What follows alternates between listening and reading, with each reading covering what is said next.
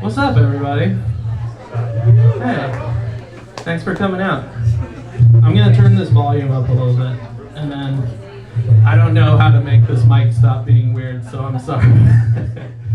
I've been crushing a lot of White Claws. You guys like White Claw?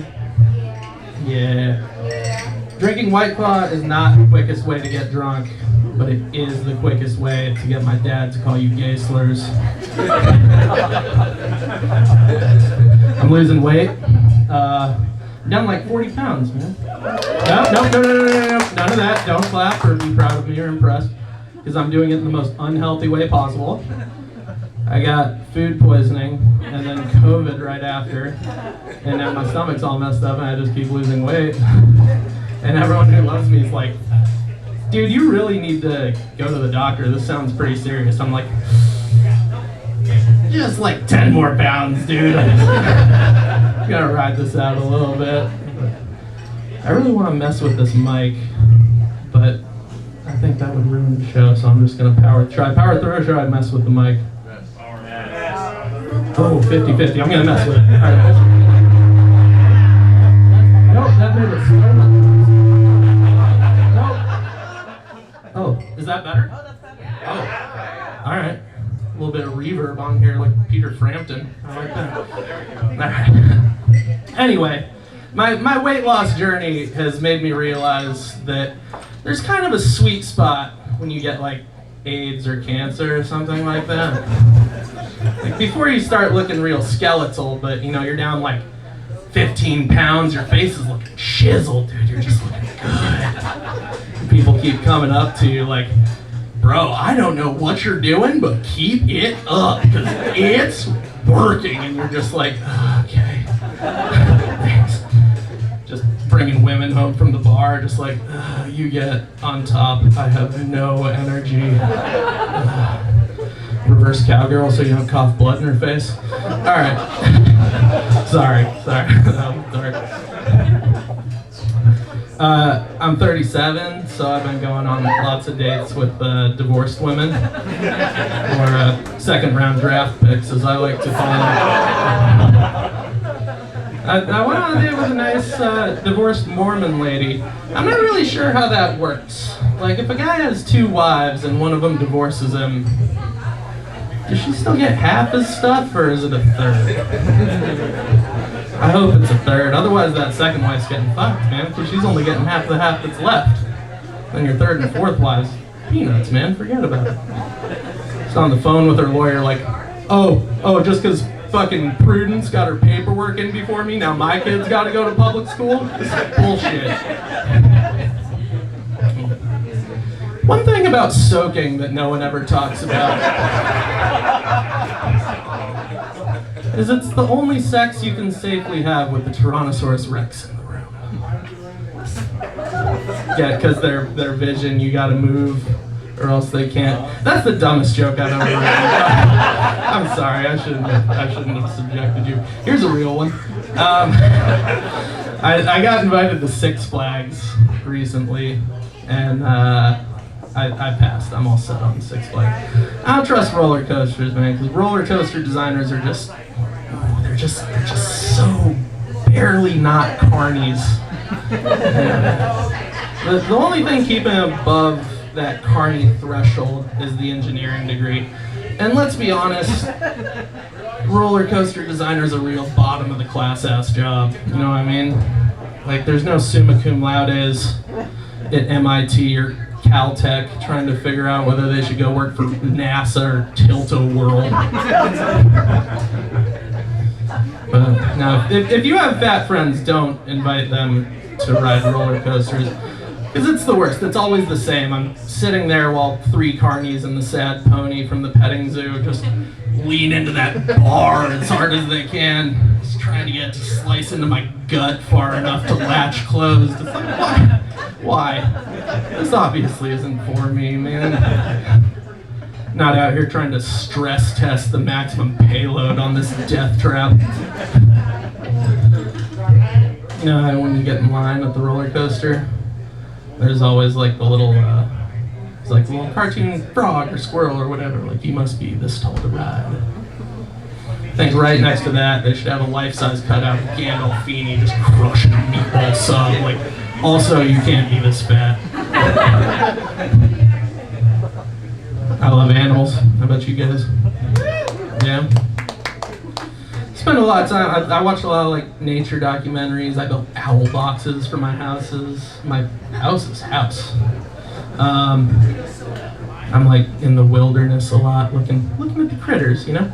Only place I'm not stoked to see animals is the circus. And it's the same reason I don't like strip clubs. It's like, yeah, they're well trained, but I don't think they're happy.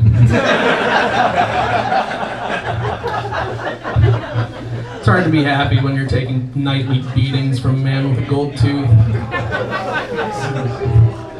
You just want to go up to him, give him a big hug, tell him it's going to be okay. But you can't because they'll get scared and bite you. And you got to go to the doctor and get shots. It's the whole thing. Sometimes you'll see an elephant balancing on a beach ball like, this is empowering. And then some dude comes up and throws a handful of peanuts in its face like, shut up, whore. You're like, everyone's sad here. All my friends are having babies, so they're dead to me forever. No. Just until they get divorced, then they're dead to me every other weekend. My friends are scumbags. These babies are not going to save these marriages. Yeah, the problem's not that they're having the babies. The problem is that they all expect me to hold their babies, which is wild. Because I'm the type of guy, when I go to someone's house, I always go for a red cup, because a real glass is more responsibility than I'm comfortable with. And yet people just keep shoving babies at me, like, here you go, he's like a sack of potatoes, but wet and squirmy, and his head is soft like a rotten cantaloupe, and he can't hold it up by himself because his bones are like when you lick all the chocolate off a Butterfinger. Anyway, you two have fun, mommy needs a break. What? I drop my phone like twice a day. And I need my phone. I don't need this baby. My phone plays every E40 song. This baby kinda mumbles Baby Shark. Not even close. It'll be extra bad if I ever do drop a baby. Because every time I drop my phone, just instinctively without thinking about it, I try to kick save it like this. And it never works with the phone, and it certainly wouldn't work with a baby. Just give him a lacerated spleen to go with that concussion. It would look wild too. People would be like, holy smokes, did you just see that? That giant man's trying to hacky sack that baby. Shit's wild here. We should move back to Minnesota. They're from Minnesota. We gotta talk about fluids too, man. I don't know what happens in people's heads when they have a baby, but some switch gets flipped and suddenly they're just cool with being covered in bodily fluid all the time. Like I was talking to my buddy and he's holding his baby, and the baby just started barfing on him, and I was like, oh dude. He goes, it's nothing, that's just a little spit up. Spit up? You mean milk barf? Yeah, I know. That's why I'm upset. It's crazy that you're not. I don't have that in me at all, man. Like, this life I'm living, getting someone else's bodily fluids on you is one of the worst things that can happen unless you're doing very on-purpose sex stuff. But I'll tell you this, man, if I'm at the bar after this and I get some human waste on me, the night's over. I'm going straight home, I'm throwing away this entire Superfly outfit. I'm taking a sit-down shower and I'm thinking about the way I live my life. What I'm trying to say is if your baby barfs on me, I'm gonna drop your baby. And that is not my fault. It's gonna seem like my fault, but it's not my fault. I'm not like you, it's a reflex. I'm kidding, of course. Can't be out here dropping babies, guys. It's a forever mistake. It's a mistake that'll follow you around your entire life. Last thing you want is some little 5-year-old wobbling up to you like, Mommy says you're the reason I talk funny.